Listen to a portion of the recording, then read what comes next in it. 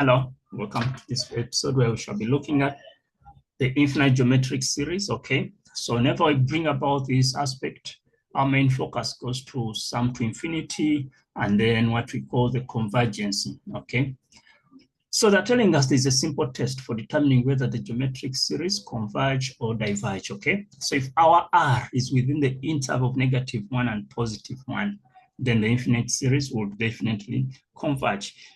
But then if the R or the common ratio lies outside of this interval, then the series will diverge, okay?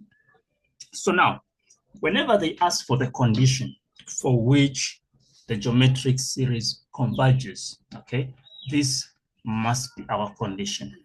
And then everything else will come after this condition, okay?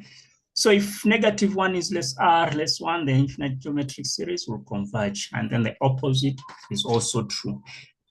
And then they're telling us that we can derive the formula for calculating the value to which geometric series converge. Okay, so we use the sigma, whereby we're starting from X, and then the last point will be the infinity.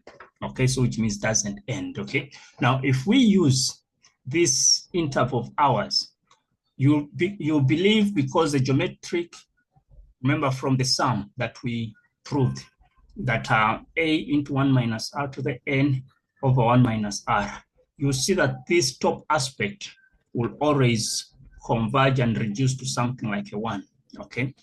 So they're telling us that Rn becomes closer to 0 as the terms do increase, okay?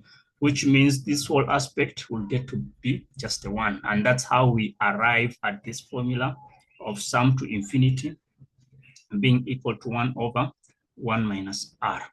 No, that's not the formula. We're just pushing this bracket, okay? So remember, there's an a outside there to give us the entire formula of interest.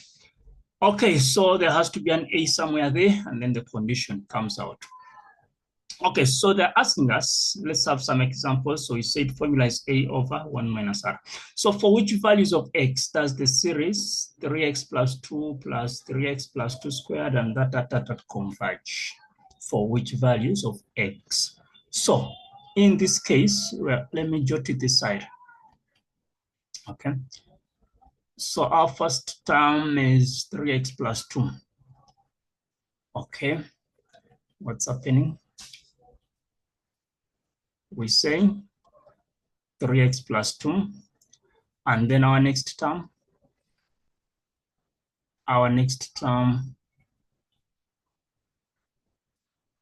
we're in trouble now. We are in trouble.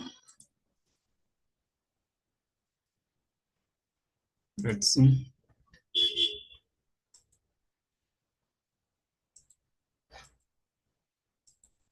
The second term is 3x plus 2, but everything is squared. Eh? So we say 3x plus 2. And then 3x plus 2 squared. And then our next term will be the cubed part of it. Okay, 3x plus 2. Everything is cubed. Okay, so now, remember the condition is -1 is less r, and then is less 1. So we need to determine the common ratio from this series. So if you get your T2 divided by the T1, which means our common ratio is just going to be 3x plus 2. Now it is this that we replace with the r and then solve for x.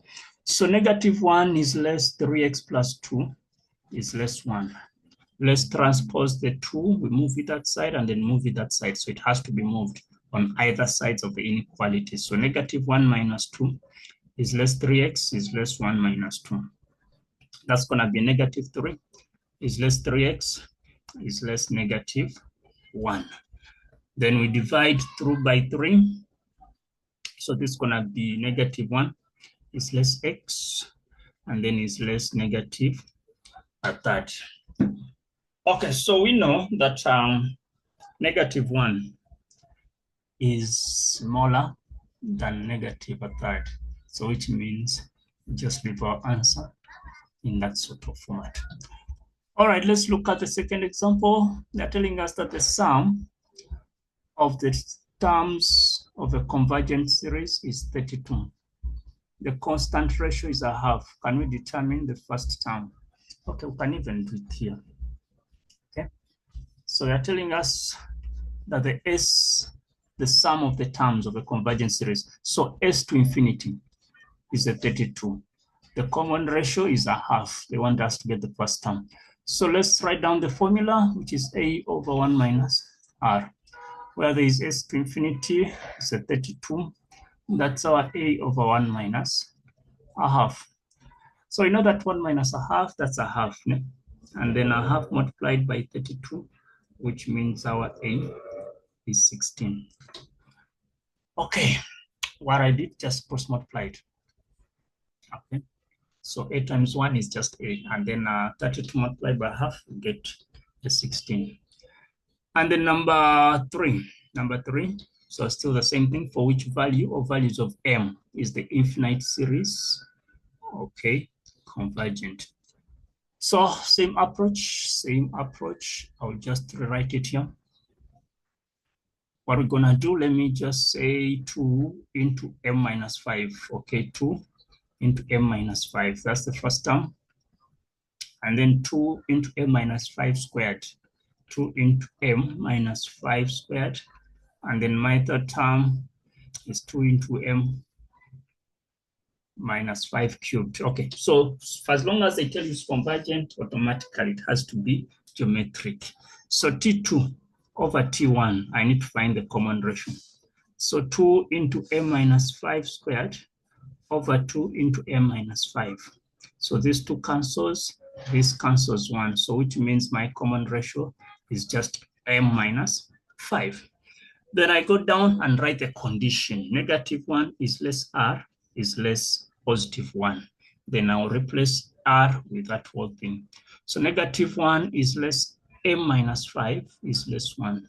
Let's transpose everything and let's leave the unknown or the variable in the middle. Okay, so let's move the 5 that side, move the 5 this side. So since it's minus, it will end up being a plus. So -1 plus 5 is less M, then less 1 plus 5. So -1 plus 5, that's a 4, is less M, and then it's less 6. So those are the values for which they asked us, for which value or values of M is the infinite series convergence. So numbers between 4 and 6, which is a 5. So M must be a 5. No? All right, so that is that with this. Let's meet again.